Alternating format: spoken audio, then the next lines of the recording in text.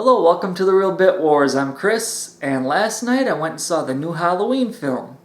So, on today's episode of Worst to First, what do you say we rank the entire series? Halloween is John Carpenter's 1978 magnum opus and the first successful film of his career. It's credited with inventing the modern slasher genre, launching a franchise as well as countless copycats. Carpenter's piano-driven theme creates a suspenseful atmosphere, and the film is widely considered a must-see for horror fans. So on today's episode, we'll be doing things a little bit differently. Rather than ranking them, I'm going to go through them in chronological order, give a general synopsis of the entire series, and just give you my thoughts, and then at the end, I'll reveal where I would personally rank them. And we're going to pair some of them together. So starting off, we'll do part 1 and part 2 from 1978 and 1981. So the first one is very widely considered an iconic film. Like I said earlier, it's credited with inventing the slasher genre as we know it. Although it may not have been the first, it's definitely one of the most noteworthy.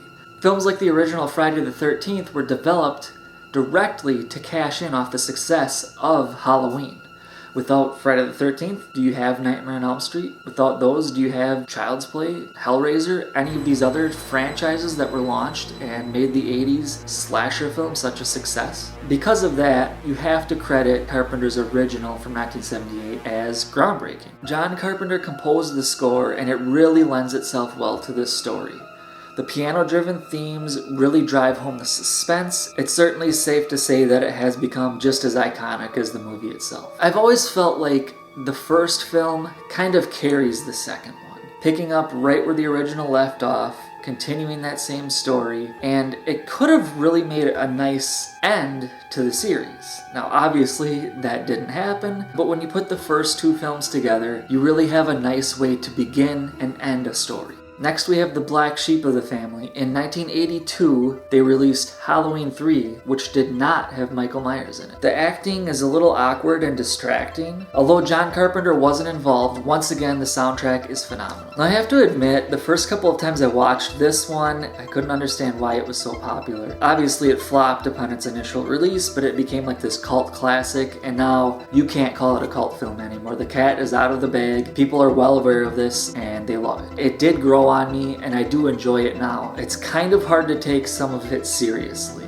but I think it's best enjoyed when you look at it as more so of like a black comedy horror film. It's really neat the way they focus on the holiday of Halloween itself. So yes, once I just kind of let loose and didn't take this film seriously, it is a blast. It's hilarious. There's some really creepy, gross out moments in it. Highly recommended. Really cool movie. So after a pretty lengthy delay, Michael Myers made his return in Halloween 4, which was released in 1988, and it was immediately followed by a sequel a year later. Much like you compare part 1 and part 2 together, you can do the same thing with 4 and 5. Jamie Lee Curtis had become a pretty big star at this point, due in large part to her role in Halloween, and she was just kind of too big for these sequels, so she didn't appear in them. They tease like they're gonna pass the torch from Michael Myers to his niece Jamie, and it's just kind of abandoned. They don't ever take it anywhere. This movie feels very flat. It takes itself a little too seriously, and what little comedy there is tends to land off the mark. There was actually a writer's strike looming, so the script was rushed in a matter of 11 days, and it shows. The 1978 original is credited with creating the slasher genre, which then became saturated and started to die out right about the time Halloween 4 revived the franchise. In a sense, making this film the genre's last hurrah of the 80s. Halloween 5 takes place exactly 1 year later. Hermit cares for Michael as he recovers from his injuries, which is reminiscent of The Bride of Frankenstein, where the blind man cares for the monster. It's not the worst, but it's not really that interesting. They leave the end open, but it feels a little bit redundant. Definitely not as good as part 4. So this one also introduces the Thorn cult story arc, which continued on in the 6th film, The Curse of Michael Myers, which was released in 1990. So not only will we go over the theatrical version, but we'll also give an overview of the producer's cut, which is kind of an odd thing to begin with. Typically the producer's cut is going to be the theatrical version, and then when you get like a more unedited version, that would be called the director's cut. So it's kind of backwards the way they did it. So the producer's cut leaves more of that Thorn cult storyline intact, and therefore the diehard fans tend to enjoy that one a lot more. And I have to admit, I'm in the minority here, but I prefer the theatrical version. Not because I think it's better, I think they're both really bad, but the only things I enjoy about either version are the kills. The theatrical version left them all intact, and the producer's cut removed the best parts of them. Again, these are not things that save this film from being bad. All I'm saying is they're far more entertaining than anything you get from the producer's cut. It's a little sad that this is Donald Pleasance's last hurrah as Dr. Loomis. It's unfortunate to see such a great actor end his career this way. It's a pointless movie that does little for the series, but I do find it oddly entertaining.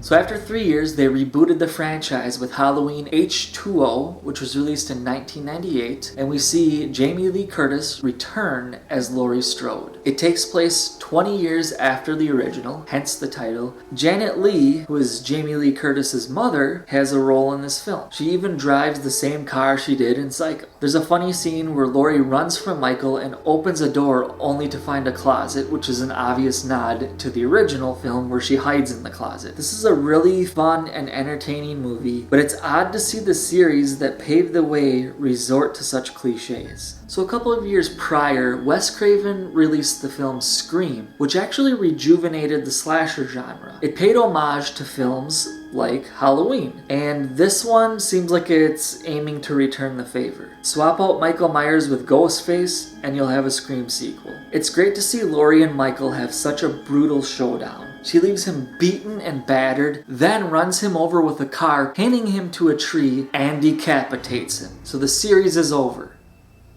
Right? Unfortunately not. 4 years later, in 2002, they released Halloween Resurrection. Michael isn't dead because it turns out he swapped clothing with a paramedic at the end of H2O, and Laurie decapitated the wrong person. Michael then kills Laurie a mere 15 minutes in the film. They tried to do something original, but it's one of those movies where everyone is a jerk and it's difficult to sympathize with the characters. So that actually does it for the original series. After this, we got Rob Zombie's reboot from 2007, simply titled Halloween. That was followed with a sequel in 2009. It serves as somewhat of a prequel by showing the childhood of Michael Myers. Rob Zombie has stated that when he was approached to remake Halloween, he didn't understand why anyone would want to remake it, but he took the job to prevent anyone else from messing it up. Zombie was in contact with John Carpenter to seek advice, and Carpenter suggested he make the film his own rather than simply retelling the same story. It has that typical Rob Zombie disturbing atmosphere and excessive violence, which pales in comparison to the suspense of the original. The theme song is used at inappropriate times, making it less effective.